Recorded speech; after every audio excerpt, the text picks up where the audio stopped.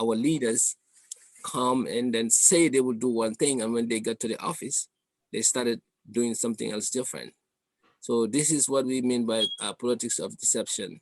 Politics of division is what we mean by using tribal lines, by using gender, by using like any form of division to gain a political score point. So this is also not good for our community because it makes people to hate one another. It makes people to actually vote irrationally. So we need to actually discuss this and sensitize, since this is a civic education platform.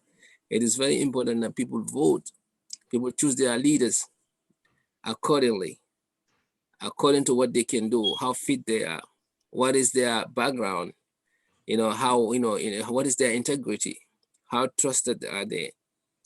So this is why this discussion is very important, especially an election year like 2021. So I will allow my panelists to, jump on this, and we can get into this deeper and see what the response of our audience would be. So feel free to send your response to the chat or call the number, and we would actually answer your questions. Thank you. So Sam, politics of deception and division. What is your understanding of it, and how important it is to curb this for this election coming? Yeah, well, thank you, Mr. Sawaneh, and thanks to all the viewers and of course Njaga here. Thank you for being here as well. When I think of politics, deception, and division, um, I'm gonna go back a step a little bit before I get into the details. And then going back, always have to think about history. Yeah. You know, history is sometimes it's important to look at history, but at the same time look at what is happening in successful countries. What do they do? How are they doing things? There's always that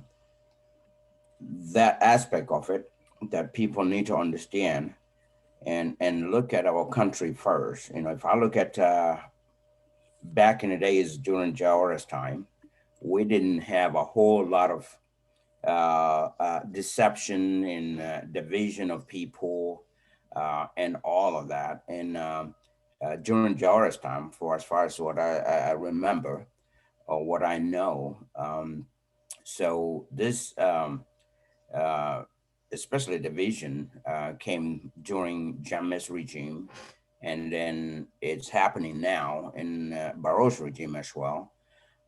These are things that we need to make sure. It all comes from leadership. That's why, you know, I look at who is the leader, and what are you telling the people? What are you doing in the country? Because if y'all remember, President Obama once said, if you divide your people during elections, it's going to be very difficult to rule them when you win. If you win, after you divide your people, because they're not, you're going to have half and half people. You're going to have half of the people on your side, the other half is not going to be on your side.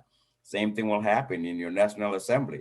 You're going to have a group of National Assembly members on your side, the others are not on your side. So it makes it very difficult to really pass anything and make anything happen, because you've already divided people during elections, and when you go now, you want to implement your policies, and you get to the National Assembly, because you've already divided their people. It's going to be very difficult for them to vote for you. They can always take that personal, even though they shouldn't, but they can take it personal and really vote against you. So uh, one thing I'm going to focus on today is more like deception. I want Gambian people to understand that Gambia is way behind times.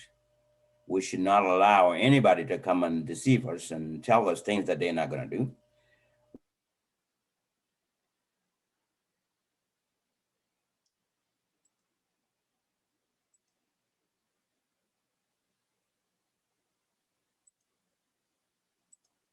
We need to make sure that yesterday. So that's all I can tell you. I was not born yesterday. So don't think that you can fool me with anything. Gambian people need to understand that and understand the fact that, you know, when you first any president that comes in first time, you put your promises down. You came with your agenda. You came with your manifesto and said, this is what I'm going to do. You campaign with all of those and ask people for your vote. They vote for you, and then you go into office and not fulfilling those promises or any of those promises. It gets worse if you actually or also deviate from what you said you're going to do and go do something else. In my eyes, what's important for me is really for a president or any party that becomes that wins the 2021 election, for example, to really look at what is Gambia's priority. Let's forget about everything. Let's look at what's Gambia's priorities and prioritize that and get those things in line, because we're, like I said, we are way behind times. Gambia and the countries that had independence around at the same time have all left us behind. And part of the reason for that is a corruption plays a big part in it. And all the things that all play a good part of it that really held us behind. And we need to make sure that we stay clear of all of those and move, move the country forward by uniting people and come up with an agenda that is good for Gambia, not good for your party, not just good for your party or good for other people and not others, but what's good for Gambia. We need to see Gambia first. That's what this president or whoever in this year's election, all political parties need to look at. Because once you start dividing people, and then you get into problems like tribalism now. You get into problems like favoritism. You get into problems like nepotism. All of these are things that once you divide people, then and you win elections, then you end up following these by getting the people that voted for you or the people that were on your side are the only people that gets jobs, which is really not fair for a country. When we have very talented people that can do the job well or even better than the people that you hired. And I see that example in this current administration. Excuse me, in this current administration, there are very talented people, but there are people that even shouldn't even be there. They shouldn't even be in the government at all. They have no qualifications, no experience, no knowledge, none of that pertains to how you run a country. They may have knowledge in other things and experience in other things, but running a country is not a joke, especially a country that is way behind time, way behind time. So my proposal and what I said before, and I've said this on my own platform as well before, I think to remedy the situation, for Gambia to select the right person that is going to lead by example. That's someone that has great leadership skills. We need IEC to organize a presidential debate where you bring all the presidential candidates together and put it on television, let everybody watch them. That day, they're going to speak out of experience and what they know. There's not going to be any advisor around. There's not going to be anybody around them that's going to give them anything. There's not going to be anybody that's going to write them notes or write them a speech. They're going to stand on their own and tell the country what they can do and allow questions from all aspects of development, questions from the nurses and the doctors, questions from the agriculture department, questions from students going to school, teachers, I'm in the fisheries department. Uh, Questions from farmers, questions from women, and all of these people need to. And of course, this is something the IEC can organize. and get surveys and get very good questions that are very important to ask these people, and we allow each candidate to stand on their own and say what they are going to do for this country. What is their ideology? What do they want? What are they going to do when they take this country? Because you know what, we are way behind times. We are not going to sit here and listen to campaigns that are going to give people, or candidates that are going to tell people things that they know that they cannot do, or things that they have no clue how it works, things that they've never experienced, never learned anywhere. They just come out of their mouth to say something just to deceive people so they can vote for them. Well, deceiving people is one thing. Are the people really going to believe in what you say is another. So these are all things that we need to make sure that, like I said, I urge IEC, and I said this before in audios, WhatsApp audios, and I did send them to IEC. So hopefully they listen to them. I've said them like a couple years ago, and I said them this year as well. Hopefully they listen to this and do something so that Gambia can go through the vetting process to make sure that we eliminate the bad apples, we eliminate the bad ones, or do we eliminate the weakest links to make sure that we don't end up with a president that have no clue. Very, very important. We don't want to end up in that situation with a president that have no clue. So that means we're back to square one. And it's going to take us another 5 years before we can get that president out through elections. We cannot make that mistake again. We should never make that mistake again. So, Again. and I will urge all the people in the diaspora to really communicate very well with your people. We cannot let any politician deceive our people. Let us be the eyes and the ears of our own people and talk to them and tell them what is happening, and let them know that whatever they're telling them, if they are telling them to deceive them, we need to let our people know that is false. That is something that's not going to happen. That is something that they are not going to be able to do. So we need to educate our people, just like this platform, Civic Education platform, educate our people so that they understand that we've passed those times. We cannot allow another president to come in for even 5 years to run Gambia in the wrong direction. So I'm gonna stop here and give you guys a chance. I may come back again and let you guys get a chance here. Thank you. Thank you, Sam. Thank you. Njaga, what Yeah. can you, yeah, what can you add to that? Thank you. Yeah, Mr. Sam Ceesay Jërëjëf. As I always say, I always want to come closer to the people. That's why sometimes I like talking in our local language. Yeah, it's good. It's good. Yeah. Thank you, Sam, for all those enlightenment that you gave us. As we said, we shouldn't repeat what happened, but because having a president who has no clue is a problem. Because of then the country is going nowhere. But for me, problem from started dafa sori de. Gis nga political deception bi ni ak division bi ni. Mën nañu ko started sa ci jamonoy Jawara. When Jawara was here, that region after independence, Gambia was paradise. Everybody was coming from Senegal or other parts of Africa to come to deaf business, buy and sell things. So it was like paradise. So there was money flowing, but it was the most corrupt government we ever had in our country.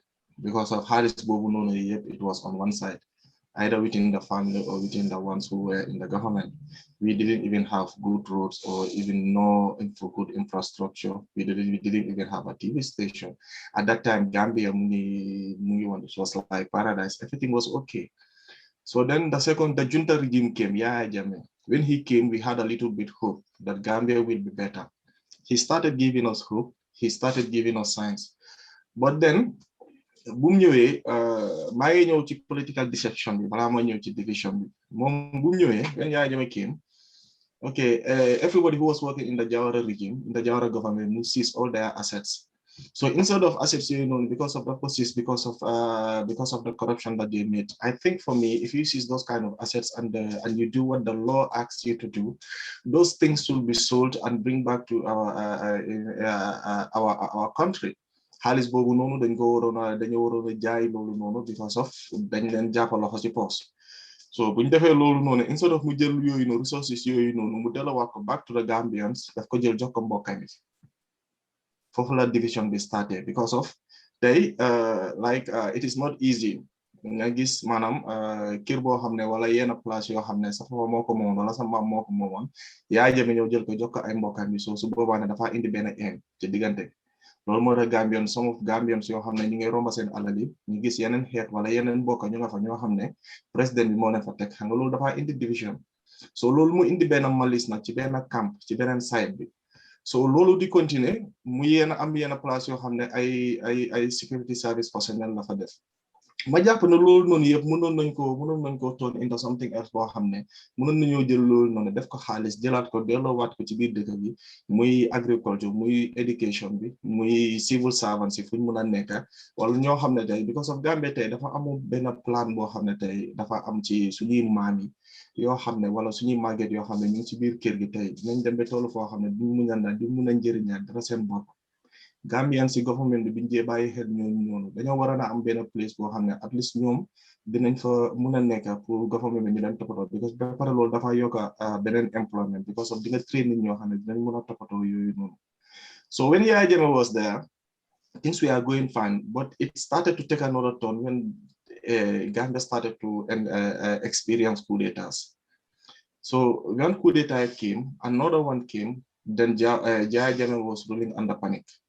So everybody who were around him telling him kimo ba, kimo bon, kimo lobuga, kimo wahli, kimo defle, lol mota Yaya Jammeh turned into a kind of a monster. So they could be them ben aside. So mom, the only thing he thought about it was a tribal issue. Dafa am benn tribe boo xam ne they don't like him. Dafa am benn tribe boo xam ne they don't want Gambia to move forward. Mom Yaya Jammeh noonu la ko gisee because of ñu ko waroon la, because of he's a paranoid, to be honest. So Lolo, when that happened, it started to bring a very, very, very, very serious division. So those people who were around him are the same people who are around Adam Barrow right now. And Adam Barrow, the people who are around him, there are some people who want him to succeed, but there are some people who want him to fail, and all of them are working together with him. So that is the problem. So ñun dañoo yaga am deception, dañoo yaga am division, te ñaari yëpp dañoo musa ànd. So to clear those things, we need something. We need a president who has a clue. We need a president who can bring all Gambians together.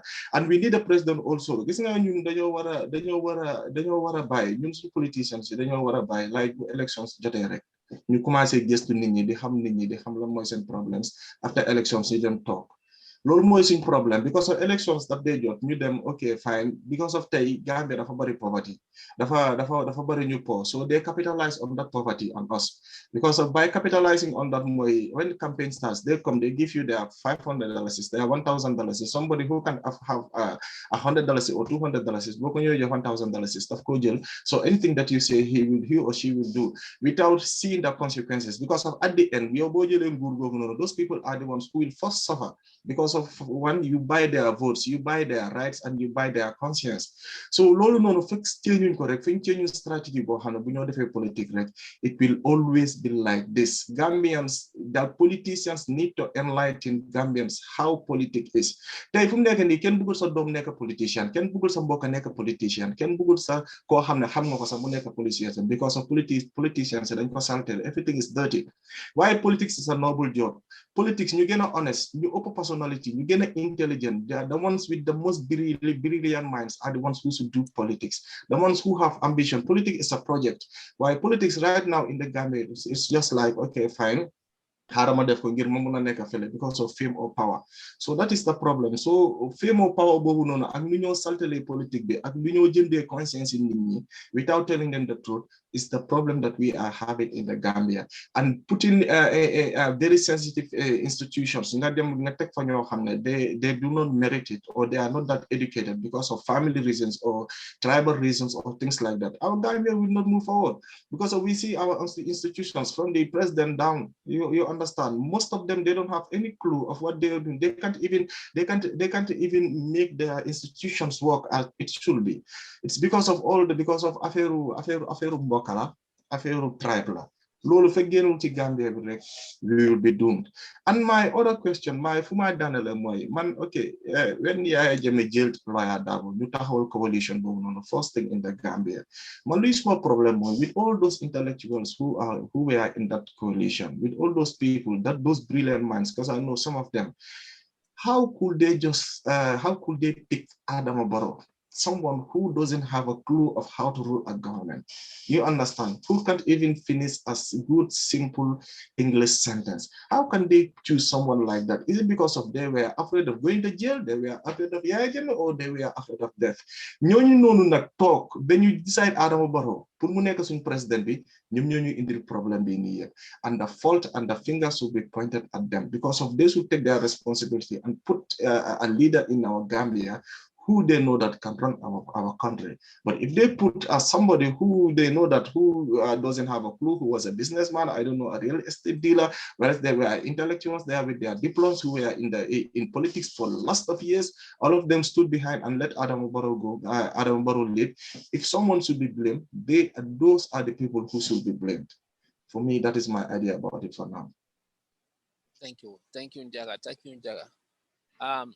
So before I even come to politics of division and then deception, I just wanna probably answer Njaga's question about who gave us Barrow. Definitely, because like you said, the caliber of President Barrow, the time that he was coming in, he was really inexperienced. Yeah. He had no experience. He was a businessman, a real estate field, he said. He doesn't know government. So why put somebody like that? I think that the best people who would answer that would have to be the coalition leaders. It starts from the party, the UDP party. I can understand during that time, many of the UDPians were in jail, the executive. And I'm pretty sure they reach out. I think people like Aissatou Touré, the current vice president, and some other folks were consulted, and some other folks in the diaspora. So I think eligibility issue has to do with it. Some people were not eligible because they have dual citizens. And then others perhaps were afraid. I have to be honest to you. They didn't want to face Jammeh. And then there you have to give President Barrow credit for having to, take that chance to face Jammeh, because she could have been dead. Okay, so we have to look at everything from all angles. The people who could have been there, who are more educated than President Barrow, or perhaps have the more experience, some of them didn't step up the plate. They probably afraid. Some didn't think that they will win. They don't have the confidence. Okay, in life you have to take risk. We have to have risk takers in any aspect of life. So some people saying that most of the executives are in jail from UDP, so they put a candidate that is really on not to the par. So that candidate having come into the they did what do you call it? The 8 parties came together and they did what they call it, a Congress, a Congress or something. They did a vote. Each party came with about 70 people or 70 delegates or something like that. And then they vote based on that. And through that vote, I don't know how the vote went, but Adama Barrow managed to get 300 and something. So that's how he was chosen as the coalition leader. So if to answer your question, if you want to blame somebody, it will first of all start with the party. Why they didn't give us the best out of them, but they have their excuses too. We have to understand and respect that. And the second blame perhaps would have been how did they vote? Why vote that to get somebody more? I mean, we have more qualified people like Khalifa, Ahmad Ba, and others. So how did the vote went? Was it transparent? So these are the answers that has to be answered first before answering who gave us President Barrow. So, and then I commended President Barrow for one thing. Since he was given the opportunity, he stood up and never turned back and faced the Jammeh. So that is an answer to that I have. Unless Sam want to add anything to that. But if you don't want to add, I can go into politics of division and deception. Yeah, go ahead. Go ahead. And All I'll right. come later. Yeah, go ahead. Okay, so for politics of division and deception, I would start with division. I mean, like deception. I think we are in New Gambia. Of course, we'll never go back to the killings. New Gambia started 2016, and this platform is even called that because we will never go back. We will never allow that. Nobody would ever take us back. But the politics of deception is still here. Every time we see our politicians, they get recycled. I have a problem with that. Recycled politicians, I'm tired of them. I want them to hear this loud and clear. You've been in politics since before we were born, and you still want to contest for this position? Come on now. Life, everything has time.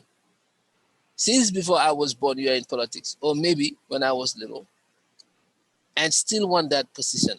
What are you looking for? Don't you have better things to do? Don't you have better plans? Recycled politicians, who is hiring them? I blame them. Barrow's government are very good at hiring recycled politicians. It shows that it shows a great weakness in their politics. You have young generation of talented people like yourself in the Gambia and outside abroad. Yeah. Reach out to them. A solution is create a website. I stated this in Madison when I gave a speech on what the diaspora role in New Gambia. I mentioned let the government create an employment website. All the citizens of the Gambia will be registered there with their information and their qualification. And then the job titles and the job recommendation and requirements will be allocated there. Let people apply and they go into interview and then, let them be scrutinized. There are many people who are abroad in the diaspora who want to work for their country, but they have to have faith in the system. They have to know that when they come, they will do their job. They will not fall into the same dirty way of operation. So once that website is up, every Gambian who is in the diaspora is registered and constantly updating their profile. The government officials can do their, their recruitment from there and get the best talent. Our best talents are outside. We have to be honest to that. Either we like it or not, because people have fled the country since Jammeh's time. And Jammeh was a dictator, killing everybody. So people have to run for their life. And some people left, like myself, before Jammeh, for a better opportunity, for education. And we never returned back because the monster was there waiting. How are you going to return back? So this is the first step. Create a website, recruitment center. Get the best out of the talent. Don't look at diaspora as a threat. If you look at the government, look at the diaspora as a threat, you're doing something wrong. You are not confident of yourself. And if you're not confident of yourself, you're gonna be voted out. So we are not a threat.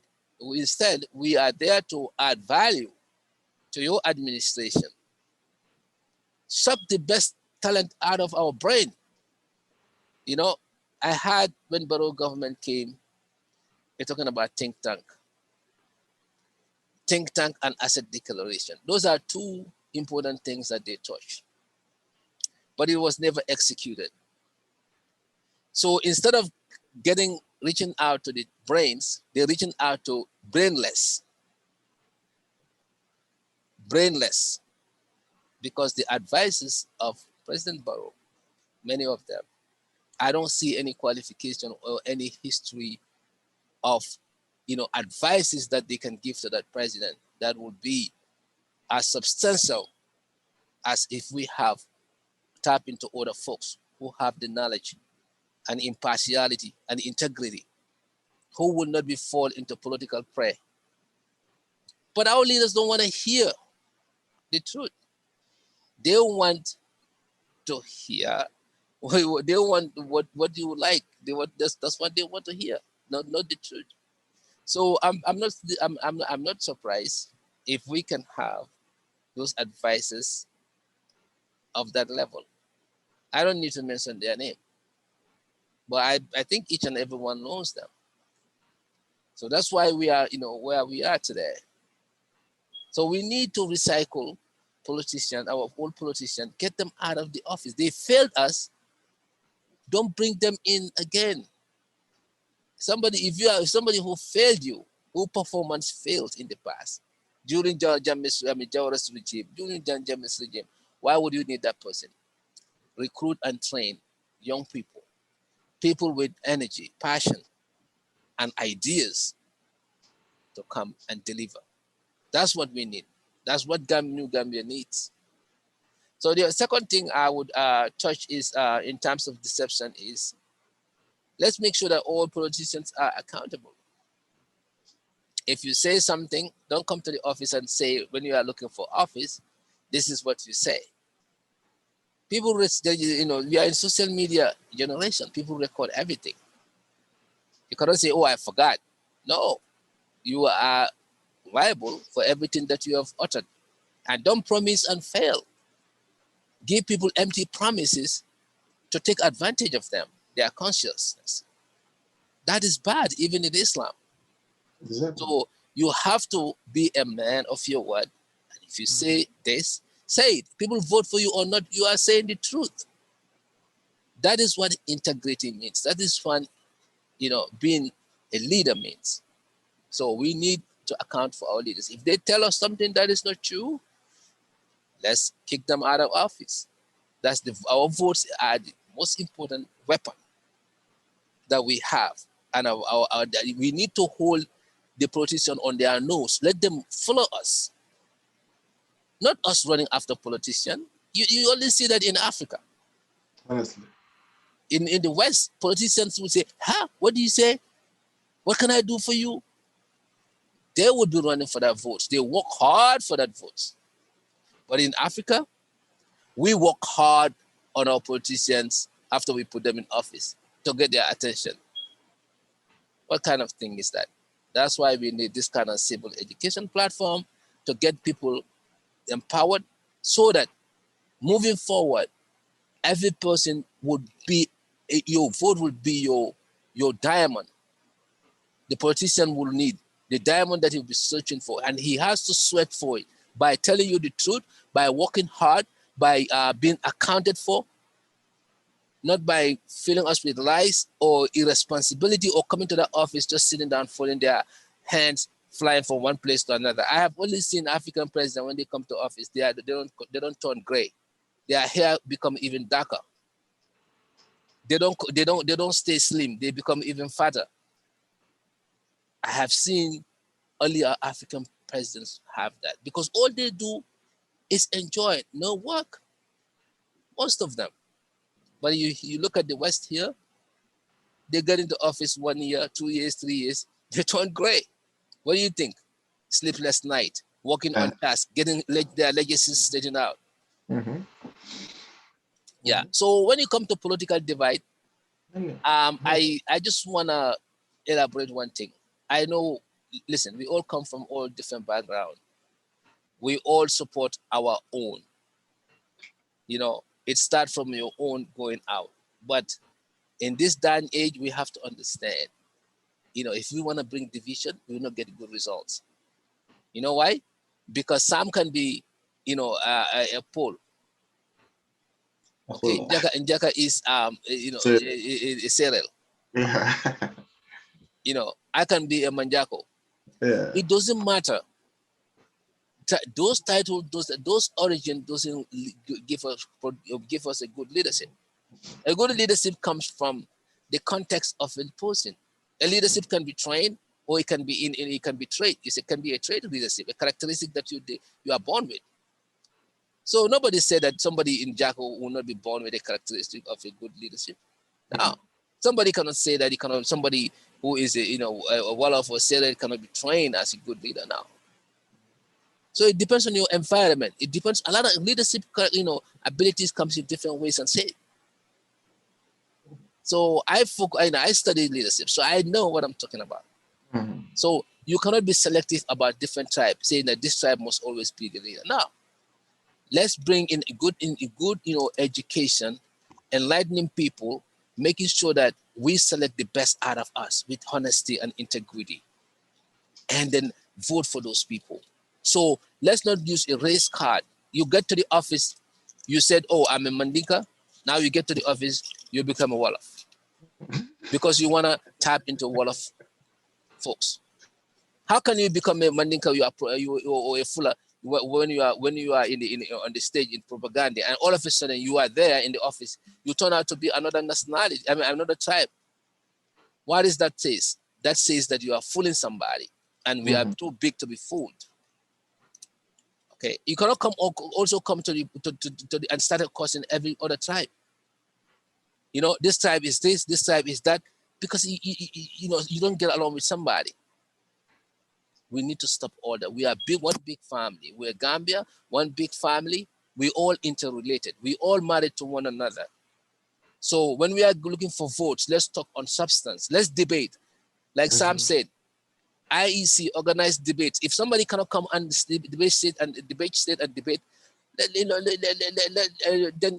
that means the Gambian people will decide they are not fit.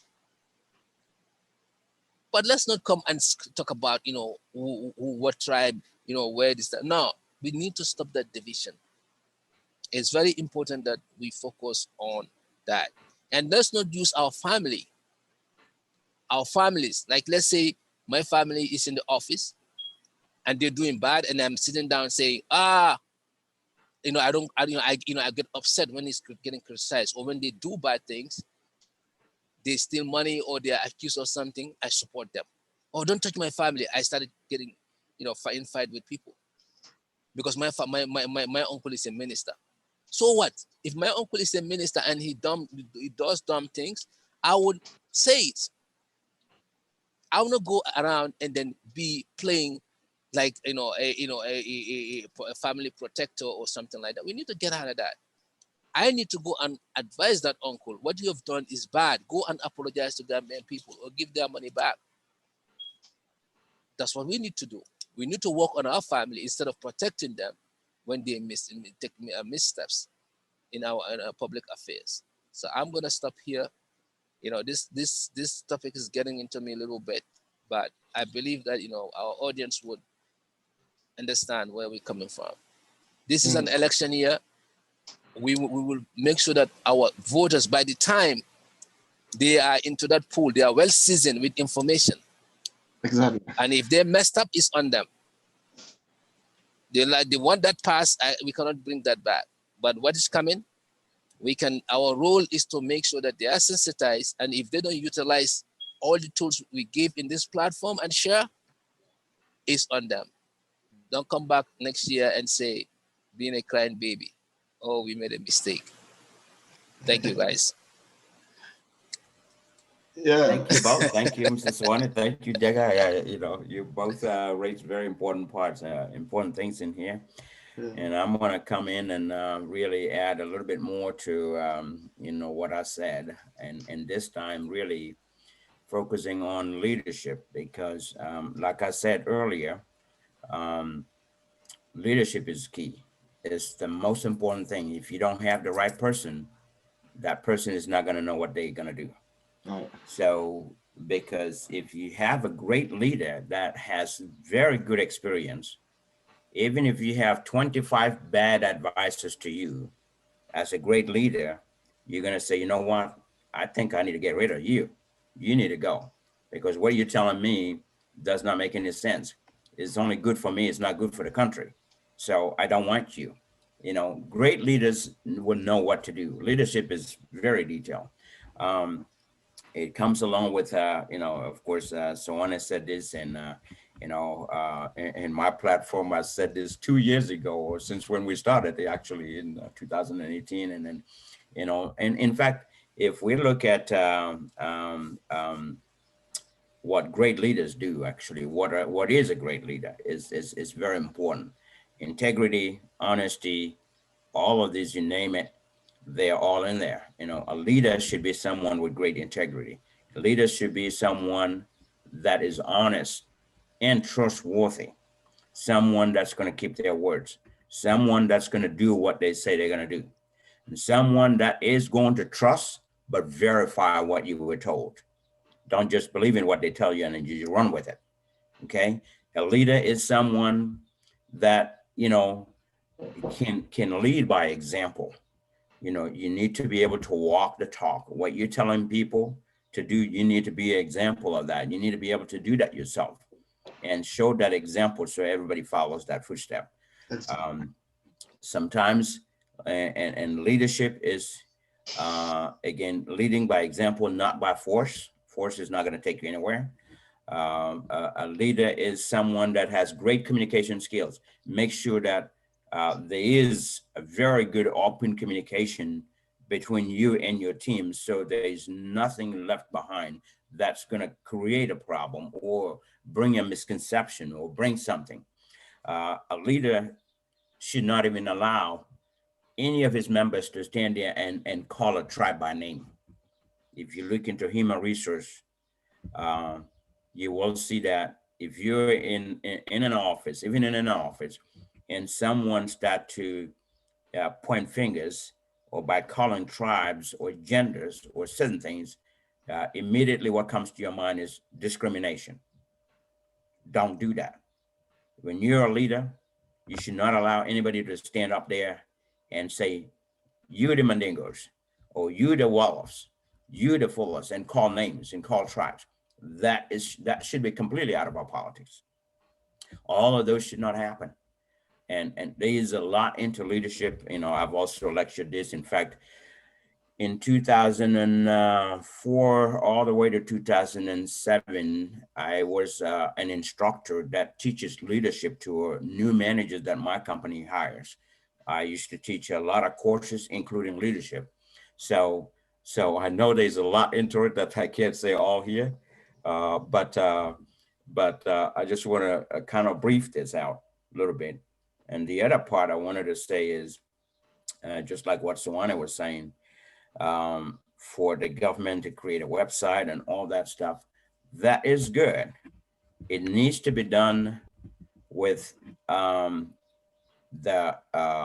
with a human resource mindset.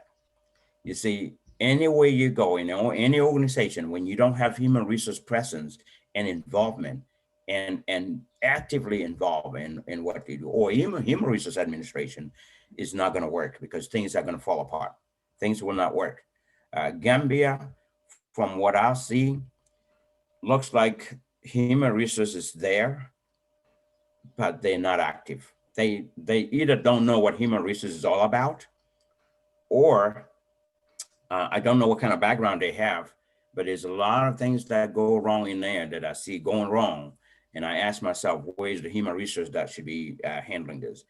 In my last week video that I released on civil service reform, we really need a reform first before all of this can happen, because there's a lot of things that should be done by the head of the civil service and his PMO. PMO, really, that area need to be restructured first. Create that website, and just like Sawaneh said, these are things that I said before too. Be able to do proper recruiting, selection, and hiring. Because if we have this in place, and we have that in every government department needs to have a human resource director there that is going to be there to help that department hire the most qualified people. All job creations will be posted on all platforms and allow individuals to apply. When they apply, then the human resource go through the screening, background checks, and all of that stuff, do all the normal screening, then bring them in for interview. And during the interview is done as a panel interview. The minister that is hiring or the hiring manager of that department is not the one that's going to make that decision that this is the one I want, because it could be his cousin, it could be his nephew, could be his niece, could be anybody related to him or related to somebody else in that office. We should not be looking for any of that. We should be looking for who is the most qualified candidate to do this job. If they do that and go through a panel interview, when you have 4 or 5 people sitting and interviewing one person, once that one person leaves, they all recap their notes and talk about the person, then bring the next person, do the next one until they're finished. After doing the most, after human resource already narrowed the list down to the best 3 qualified people. It could be 5 or 3, but at the end of the day, you're going to narrow your list down to the best 3 candidates. It could even be the best 2 candidates, where the panel will decide now among these candidates who has the most qualification or the best qualification or the best criteria for this job, based on certain things that I said in my video as well. It's called PAR, based on their past experience, accomplishments, and results of those accomplishments. If you look at all of that from anybody that's looking for a job, you will make the right decision by selecting the right people, because past behavior uh, could be, or past experience could be a good indicator for what this person can do in the future, especially relating to that job. If they do all of this, we will have the right people in place, and the government will not have people that have no clue in what they're doing. That's what's holding us back. We call it New Gambia when we had 2016 elections, but we are really not new. We are not new. We have changed the leadership, but continue to operate same old business. And in fact, to some extent, in certain areas, I can say we actually gone from the frying pan into the fire. That's what's happening to us in some areas. So, a good leadership is what we need. Very good leadership. And that's why I said a presidential debate. I proposed this long time ago, years back. And this year, I personally made sure that it got to IEC to make sure that we bring these leaders that want to stand for presidency and put them in front of the people. Let them talk, let them tell people. And this is the day, just like they say, the proof of the pudding is in the eating. That's the day the Gambian people are going to know, wow. That's the day people are going to say, wow, with all the things that they've been saying about so and so, he could not even express himself. This person cannot even talk about, cannot even give any plan of what they're going to do out of their hand. You see, that's the day that they're going to say what people are going to say. You will see people cross-capping, because what's going to happen is, when that happens, people are going to realize that their leader that they're supporting is really not good for our country. The other leader over there is the one that will move this country forward. So I'm going to vote for him. That's the day that people are going to change their minds. It's the day that people are going to know the weak from the best. That's the day that they're going to identify that, you know what, if I don't vote for so-and-so, I'm only going to go for the other one, but none of the other ones, because we're going to find out ourselves. The Gambian people will find out who are the weakest links, the ones that we will be able to filter through and say, thank God we did this. And the IEC, well, the people will say, thank God IEC did this, because if not, people would have voted for the wrong person, someone that has no clue, because of all the questions they're going to ask them. They're going to ask, what are they going to do and how are you going to handle? For example, how are you going to handle our healthcare system, the healthcare crisis? What is your plan? What is your plan for unemployment in the Gambia? What is your plan for the youths in the Gambia? What is your plan for the education system, the education reform that we need in the Gambia? What do you need for the farmers? What is your plan for our farmers? How can we bring the cost of, they will ask them all these questions. How can you bring the cost of living in Gambia down to where is affordable for people? There's going to be a lot of questions. This is where IEC will step in and really filter through, get surveys and get all kinds of questions, select the best questions that these candidates will be asked, and they will not know those questions ahead of time. Is that day that they will be surprised with a question. Let them stand and speak for themselves. Let Gambian people know who they are If we do this, we will, I guarantee you, we will select the right leader. We will select the right leader with the great leadership skills who is going to stand and not let anybody mislead him or anybody tell him the wrong information, because instead that leader will be the one that's going to lead, and he's going to lead by example, and he's going to get rid of the bad people around him.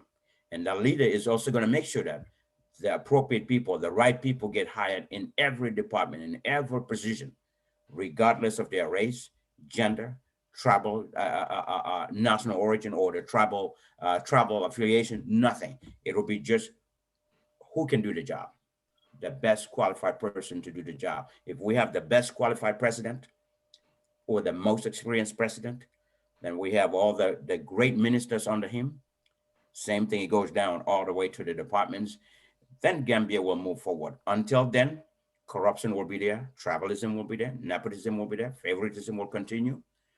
All of this divide and rule will continue to happen. So that's my take on that. Thank you. Thank you, Sam. Wonderful, wonderful. Njaga, you want to add something to that? Yeah, for me, if what about that presidential debate, Sam, to be honest, I don't think all the politicians will attend that debate. Honestly speaking, most of them will run. That's you see, that's the reason behind it. Yeah, that's the reason behind it. So we can get rid of the bad ones, the bad ones. Yeah, anyone that does not show up, people are not going to vote for him because they know that he's incapable. That's it. Will our head of state even be? Will our head of state even? If he goes there, if the current president goes there, people will find out what is his plan. I know 2 or 3 people or 2 or 3 politicians that will be ready for it. I know that. You understand, but I'm not sure our guy down there. And that is what, again, that's my reasoning of all of this, so that we can do a process of elimination. Yeah. That's what's called process of elimination. You eliminate the ones that really shouldn't even be there. And you will see that after that debate, when that debate is announced,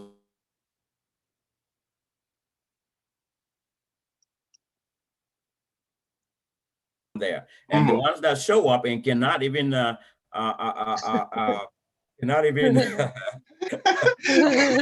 for or any answer for anything, their parties will also die, because all of their people will leave them. It will be an embarrassment for them. Exactly. Themselves and their people and their family. But I think embarrassment is not a problem with this government, because based on what he just said, they will rather take death than sin in an election. I think that raises lots of questions. You understand? What are they going to do to win these elections? If the people that are not, if the people don't vote for them, are they going to steal it, or are they going to take death over sin? What does that mean? No. Well, you see, when this happened, again, there's a lot of reason why I proposed this. There's a lot of reason behind this that tell people what they really need to look for. Because when that happened, and like I said, people are going to know that we really don't have a leader. We have a name of a person. We have an individual out there who really is not a good leader. This is not a good fit for us. You know, people, like I said, will cross carpets. They will go to the right person. People that they know they can trust and believe in, someone that can stand there and say a plan in their head, you know, have something. You have to have the education, you have to have the knowledge, you have to have the experience. You need to know how. If you don't have, and in the current government, one of the things that we're lacking is the know-how. Exactly. They don't know how. Exactly. You know, a lot of departments you go to, you have a minister in a place that really don't know how to move that ministry forward. Look at all of our ministries. Look at them from tourism, you know, down to the last ministry. Look at all of them. Do we have the people that really know how? No. Some, I would say, I'll give a benefit of the doubt. I'll say some of them may know how. Yeah, no, some may be deliberately doing some things. Look at our finance department. Look at our finance department, Ministry of Finance. Exactly. Does he know how? If he knows how, then he's deliberately doing certain things. Not much. The things that people that we need to get rid of from our country. They should not be leading us. They are misleading us. They are inflating and causing all kinds of problems for the next generation, for us and for the next generation. So this is why, like I said, if a leader cannot step up and stand up and speak on his own without looking at any piece of paper, come up with your own ideas and have answers for all of these. That's That's the the problem. challenge. We need to That's challenge the our problem. That's the yeah, we problem. need to challenge our leaders to step up and tell us what they're going to do from Exactly. their own experience. If they Exactly. can't, well, guess what? We're not going to give them our votes. That's Exactly. how we use the process of elimination and get them out of there. But here, unfortunately, in Africa or in Gambia, it is the one who has more money or more power is the one who is gonna get more votes. Unfortunately, you understand? They don't. Maybe don't you think that it is time for us also as citizens, as for society, to take our own responsibilities? You understand? If the government or the leaders can't bring change to us, we can do something to bring change to them. You understand what I mean? I think for me now, because of we have to stop following the Benetins and the T-shirts and the $200. You understand? If we don't stop doing that, it will be a problem. We have to take our own initiative, take our own responsibilities. You understand? First of all, we start from having voters cards, all of us. Then from there, we bring change in our governments and in our leaders. We need activists. We need movements. You understand? We need things, campaigns, things like that. We need the media against the government. We need pressure on the government because of our governments are too relaxed. That's the reason why we are facing all these problems. They are relaxed. We don't have that much of strong activists. We don't have that much of strong campaigns against the government or the things that they say or they do. We just sit and say, Yala Bahna. You understand? So that's the problem. So Yalaba now, when elections come, they come with their money and their power, their cards, their T-shirts, and and they send Yapa accent benefit. So because that's what happens in Gambia. You understand? So instead of teaching our people or what they need in a leader or why they should select in a leader, telling them exactly what is going in and out of our country, on what thing that we should invest more to create more employment and things like that. No. You understand? Most of the things that you hear, or most of them, even if they didn't say it directly, most of it is all about tribalism. The ones who has the majority, the ones who is in the majority tribe, you understand, has more power or more chance of being a president than the other. That's how our Gambia is built down. So don't you think that it's a time for us also, citizens, to take our responsibility and bring change in our governments and bring change to our leaders, rather than just sitting and waiting for change? Because of, I don't think that it will come soon. Yeah. Yep, you're right. You're right. Go ahead, Sawaneh. Yeah. So just Njaga, so just for you to understand, in any society, you cannot take away, the like ethnicity or tribe. When it comes to selection of leadership or votes or stuff, it plays a part. I have to be honest to you, because if you look at even in America here, before they voted Obama in, how many presidents came? It was 40-something presidents, because blacks are the minority. Okay, so the whites were the majority. So if you look at even our Bronx here, you have a lot of Spanish here. They are the majority. Mostly the district that I'm in, usually the minority, I mean the Spanish people, when they put a candidate, usually wins. So this is across the board. People who can identify, there are common factors that, or common things that people can identify, with each other of, and then that would probably dictate their vote. So it happens everywhere in the world.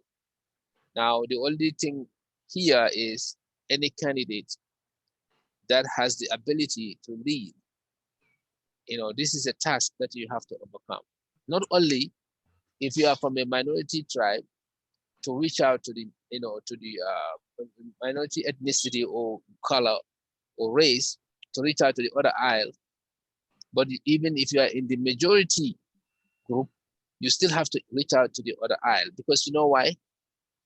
The person that you are contesting, you might share that majority group with that person. So the factor will come to who reach out more. So if you are a leader today, you want to become a president, if you factor that, I'm coming from a group that is not the biggest group, if that deter you, then you probably will never be a president or never win anything. So it is not a problem as such because we have seen it happen all over the world.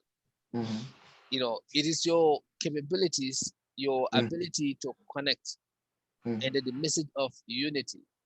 You can inspire people that don't actually relate to you. I have seen Gambians here who are in the office in a very white neighborhood.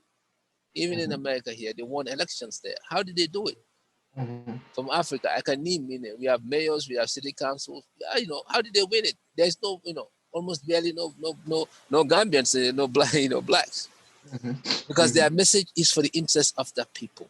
I think what we are doing here, you know, is a stepping stone to try to make people feel, let them look at the community. You know what Gambian look? We don't look at Gambia. We look at our individual. I think our problem is not even more so of a tribe. Tribe is there, but we are not putting Gambia first. We are putting interest first. That's what is killing us.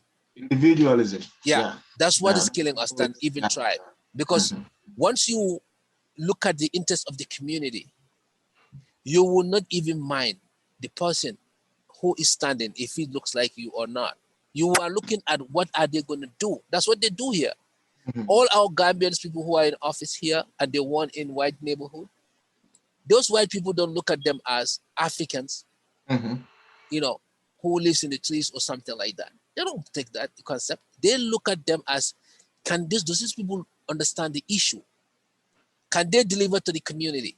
Has they been vindicated, or has the authenticity to deliver to the community? And then they ask them questions. Yes. And then they do debates. They ask them questions. They go to rallies. They go to this thing, and then they prove that, gee, this man has what it takes, and that's why these people win. So Gambia, we are. You know what our problem is? We don't have the education. That's why we have the civil education platform, and we need more of this. We don't have. We need to get out from that bubble of individualism. Once we look at the community as a whole, who can do better for us, not better for me or Sam, or Njaga or Alice, then we will be able to select leaders that don't look like us. Exactly. So we have a problem. Our problem is that let's start from educating ourselves, getting out of the bubble, and secondly, let's look at the country as a whole. Rather than individualism or your community as a whole. Once we do that, we're gonna select anybody. People will not be cornered and say, I'm from this tribe, so I don't have a chance. I don't want to hear that. Everybody should have a chance. Thank you. There was one political leader who once told me that he's a political leader right now in the country, in Gambia. We once talked on food. He told me that Gambian politics, jarul janga nanga bari wax rek. What do you mean about that?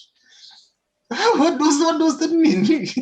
Institutions yëpp nga war ko control without jànguloo dëkk bi nga war ko develop nearly 3 million people yow nga war leen a develop wala upgrade their lives without jànguloo naka nga ko def without having an education. So that's how they see Gambian politics. Ku ci daaxa wax rek, you are there. So and we need to get away from that by creating a debate. Create a debate. Those are the people that would not show up because they have nothing else. They won't. That's what I'm saying. Anything else to offer to the people, you know. And just like Sawaneh was saying, the people that were elected in America here and Gambians to serve in American communities, they had or they have what it takes. They have the education, they have experience, and people look at when they went to campaign, people look at their past experience, accomplishments, and results. They looked at all of those to be able to say, yep, I'm going to give so-and-so. They believe in them. They want to give them a chance and give them their vote. If we have a debate where we have people out there, I guarantee you our list, I don't know how many parties do we have out there now, probably 17. I heard about 17 parties. It will come down to maybe five candidates that may show up there. And out of those five, people are going to look at it as, wow, you know, only maybe 2 or 3 of them, maybe a third one, maybe maybe iffy a little bit, but people may look at it. It'll be narrowed down to the best 3 candidates. And that's where people need to really focus on and vote for, the best that they think, regardless of what their the tribe is. Tribe should not really play part in this at all. So we need to get into that. Until we do that, we may not be getting the right people. And if we don't get the right person this time, boy, it's going to be too bad for us. So we are way behind time. Gambia is way over 20 years behind time. A lot of things that should have changed in our country have not changed. And all of that. So it's important. And to Njaga's point too, I wanted to say something about that earlier. When he says citizens, citizens need to we need to look at ourselves and see and ask ourselves, what can we do for our country? Yeah. It's very important. However, there is a barrier. There is a barrier in our laws that the 1997 Constitution put in there that prohibits people, Gambian citizens that, like Sawaneh said, that have dual citizenship in other countries. We banned them. I mean, how can we shoot ourselves in the foot? It's just like that. It's all because of the lack of confidence in our presidency. Because if you have confidence, really, from 1997 during Jammeh's time, those laws should not be in there. Our National Assembly should not allow that. They need to do everything to get those out of there. If you want to recruit the most talented people, you need to open the doors for them to come in. You cannot have a law that banned them from voting, banned them from this, and banned them from this, and banned them from this. Are they not citizens of the country? That's where they were born. They were born in the Gambia. Exactly. If they were born in the Gambia, these are Gambian citizens. Allow them to be part of this, our elections. Allow them to participate, maybe because they will have something better to offer. They will bring something better on the table that will be better for our country, rather than banning them and then not allowing them to participate in certain things. And of course, you're just blocking yourself. You're blocking the most, I won't say the most talented people, but you're blocking a lot of talented individuals that could come to the country and even run for presidency and even win and take this country forward. That can happen. There's a lot of Gambians around the world that can do that, that can really do that. They have the experience, they have the knowledge, but we block them. Part of the reason we block them is because we're afraid of their knowledge. We're afraid that when they come in, when that law was passed, we're afraid that when they come in, they will overcome us from what that presidency was doing or that administration was doing. So it all starts with our National Assembly. They need to look at this and say, what's good for Gambia? They were nominated or elected by Gambian citizens. They are there to represent the Gambian people. They need to do what's best for Gambia, not what's best for the president, not what's best for their political party, but what's best for the Gambia. That's what they need to look at and put very good laws there that will create that competition for talented Gambians to come in and compete for presidency and be able to prove to the people what they can do. So there's quite a bit of things. We're way behind time, and we need to get to one step before we can get to this. But I would say that again, if I were to say something, this coming election, presidential debate really should be a must. So we start with the right leader first. If we have the right leader, that will have a good manifesto and a good plan and a good vision for the country. And that one person can make a lot of changes, can make a lot of changes in our country. Yep. Yeah. Thank you, Sam. Njaga, you want to say something? Come in. No, yeah, I just wanted to come in and then we can wrap it up. Yeah. Outline what you said about individualism and greed. That is our problem because of no matter how much foreign influence that we have in our countries in Africa, it is because of personal greed.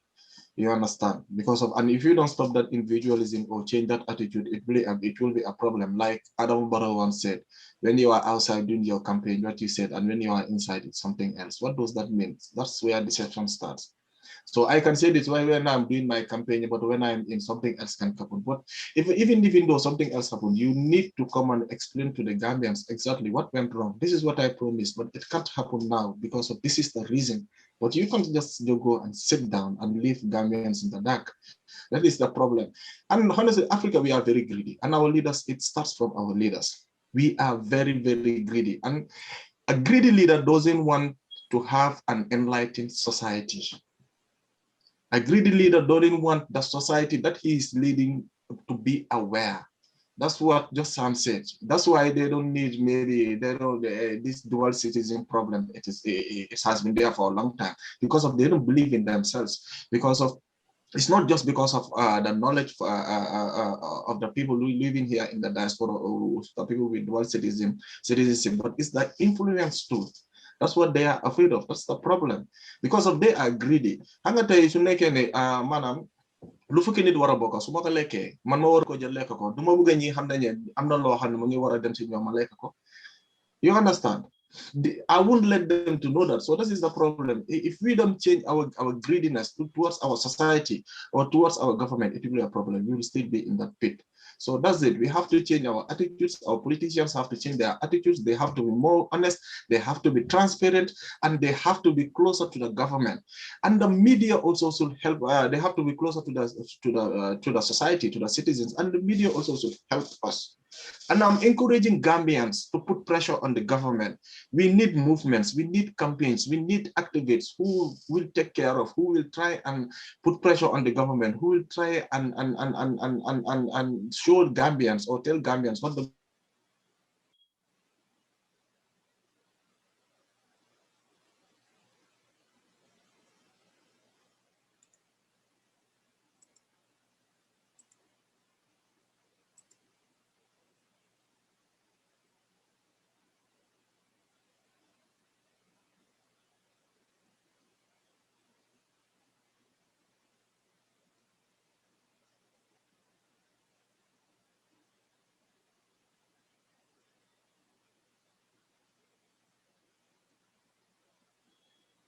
Okay, it's back on there. Good. Yeah. Okay. Yeah. So that's yeah, that's true. Thank you so much, Njaga. Yeah. So I think you know, we need to really take charge as a country. When it comes to Gambia, I know, you know, I always say we have a golden ball that drops on our laps. The 2016 election is a golden opportunity for change for good, you know, to build from coming out of the dictatorship, you know, with something that we thought we could have been stuck in forever. And, you know, but we managed, you know, with God's help, we were able to come out of that. So that golden opportunity need to be taken with good care. The politicians that lead us moving forward should be responsible. And one thing I've seen in this upcoming election is that is really, really worrisome is the diaspora vote. The way things are going, again, political deception is here. The reason there is no excuse why diaspora shouldn't vote. There is no excuse. We had enough time. You cannot tell me that there is no equipment, there's no money. Those things should be prioritized. The sovereignty of a nation, the citizens must speak up. But the reason why there has been a delay in diaspora vote is tactical. There has been calculated. I have to be honest to you. I mean, like this cannot just be based on we don't have the equipment or we don't have this or you know IEC is the time is not there. No, the time was there. The Gambian people spoke in their constitution, the failed draft constitution that they want all their citizens to vote regardless of where they are. So why is it that this has not been prioritized? And we are how many months away from the election? And since there's no sign showing that the diaspora would vote, I was contacted to give all the organizations in the US here, you know, their leaders, their information so that they can tally how many people are in the diaspora. But I guess that was used. I mean, I gave the information the person who contacted me, but maybe that was just used to, you know, on the other flip of the coin, maybe to see how many people are out there that perhaps would vote against a government, because diaspora usually as it stands now, usually are not, too optimistic about the city, our sitting governments. So maybe that was taken into consideration. I mean, I don't know exactly where the fault is. I cannot speak because I don't live in the Gambia and I'm not in the government. But what I can say is that there's nobody can give an excuse that we cannot vote. We can vote through paper ballot. We might not be able to vote and then the votes can be verified. The technology is too advanced. Of Votes course. can be verified, and the people can be getting their registration from their different embassies. I mean, if they don't know how to do these things, people can help them. But Exactly. don't tell me that diaspora vote, is not gonna be correct, or it will be flawed. No, there's a lot of ways that diaspora can be accounted for the votes. People can be, people can be, they will be real people. It's not gonna be dead people voting, but real people. And it's not gonna be in existence people who don't exist would vote. Everybody, can be verified through their embassies, their ID cards, they can be given ID voters cards. They can be, their passport. People can be accounted for and legitimately come and vote on their, with, through even if they want, a physical vote with the marble. We can go to our embassies, our various embassies. People wouldn't mind to travel, but now you don't have that sort of voting. Now we have to fly to the Gambia to vote. It make it harder, especially during COVID time. So this is they are taking away votes from citizens whose voice needs to matter in this election. Even if it is 10 people who intend to vote from the diaspora, that 10 people should be given the opportunity. So this is again another way of political deception. They are People are playing with things, with numbers, just to make sure that they get what suit them. And we need to speak about it. If diaspora don't vote, we're going to be talking about it. We're going to be revolting about it, because it's our right to vote. I don't have to travel to Gambia to vote. So I think that, if You you know, guys, for you, unless you guys want to add up anything, we can just wrap it up. Yeah. nobody can trick us. We are aware. We know exactly what is going on. So maybe that's why they are a little bit scared of our influence. Maybe that's it. But it shouldn't be a problem for us to vote. Senegal, their diasporas are voting every year. They have a say in their own country. So Yep. what about us? Maybe because of we can't be tricked, we can't be bought, we can't be things like corrupt. So the only thing that we can do, we just see the bright side of things. So maybe that's what they know, because we are not sleeping. We know exactly what's going on, and we know who is competent and who is incompetent. We know the two. So Yep. that's it. That's why That's maybe they are not giving us the chance. And Gambians, we have lots of Gambians all around here. Lots of Gambians are outside. But they should give us a chance to vote. But I've heard, maybe I've heard something, but there is a political party also who doesn't want also the Gambians, the diasporans to vote, not just the government. Well, whoever, either the government or, a political party or an individual, you're not doing us good, Ah, because ah, everybody should be voting by now. so that's it. Yep. That's why I said we need to talk to our National Assembly members and the lawmakers. They need to really take this seriously and make sure that people can vote. And if they are saying, if IEC is saying there's not time, well, what happened to the 4 years ago? There was plenty of time. They should have been preparing for this. This is why I always say planning is key for everything, because if you fail to plan, You you plan to plan to fail. fail, just like that. They So plan to fail on they this fail area, to definitely. plan, and that's why they're planning to fail right now. So, so, so that's what it is. It all starts with planning, and really, just to wrap this up, our National Assembly need to take a big role in here to make Exactly. sure that things happen. We should not be deprived from voting. It's our right. We should vote. All the people in the diaspora should vote. Depriving us from voting is basically discriminating us because we're not in the country, we're out of the country. When all other countries have their people outside of the country vote. So why not? You know? So anyway, that's I'll leave it at this for now. So Thank you. Njaga, any last words before we? No, for me, all I want to say is that like it's time for the Gambia, because we have been saying this for years now. We are still at the same level.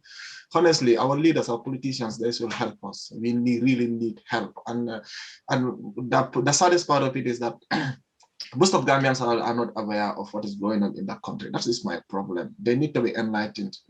They need to know, because they have the right to know. They own their country. The politicians, they don't own our countries. They are just hired to sit there and manage our resources and make our lives better, but not to enrich themselves. So those things have to change. Honestly, it has to change. Thank you. So next week, again, we are having the prayer, perhaps on Wednesday or Thursday. I don't know which day actually. So we wish everybody a happy Eid. Yeah, of course, all our viewers, happy Eid, and we also will have a guest next week to discuss about either the threat of national security in modern Gambia, the role of the community, or we can also discuss political awareness and election affairs, or we can also discuss cybercrime in modern Gambia, basic knowledge to protect oneself. So we're gonna have Professor Minte, Dr. Minte here next week. He confirmed. So we're gonna have more guests coming along. But when we don't have guests, we're gonna have this open discussion, and it also give us an opportunity for us to also get a lot out of us from our own experience, our knowledge around the subject. This is also good because we learn a lot from one another. Exactly. Yeah. Thank you so much for viewers. Thank you, Sam, and thank you, Njaga. Thank you, Mr. Sawaneh. Thank you all. Thank you. Thank Thank you. Yeah, Thank seeing you. you. Yeah, guys. yeah. Thank you. Yeah, thank you.